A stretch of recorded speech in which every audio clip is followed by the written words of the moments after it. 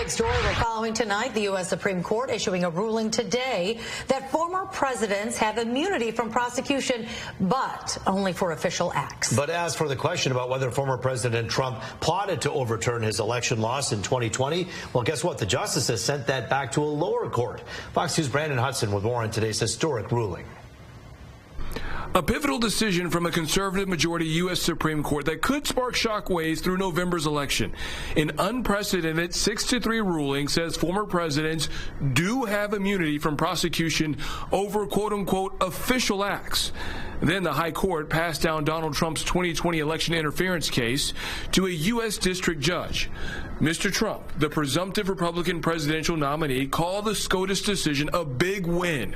Basically because if he becomes president again, he could assign an attorney general to drop his case or pardon himself. Presidential election. Former Republican Michigan legislator and Trump supporter A. Rocky Rechkowski.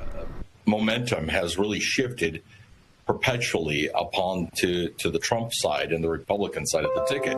President Trump really needs to keep doing what he's doing, and that is going out to the masses, talking to the people, because he's the largest recruiter for Republican voters and the Republican platform.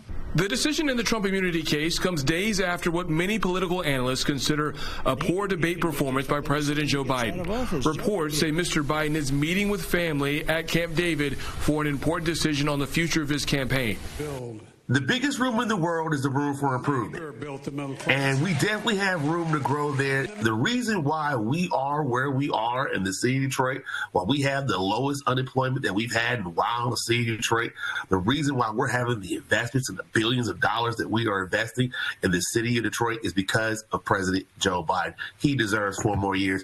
Both situations may create an interesting dynamic as we are weeks away from the respective national conventions, where both Mr. Biden and Mr. Trump are expected to accept their nominations. Oakland University political science professor Dave Dulio. I think that there's one word that describes the last 4 or 5 days in presidential politics, and that is simply chaotic. We've never seen anything like this on so many fronts. I think, to answer your question more specifically, it will absolutely have an impact on how the race proceeds. Brandon Hudson, Fox 2 News. Well, following the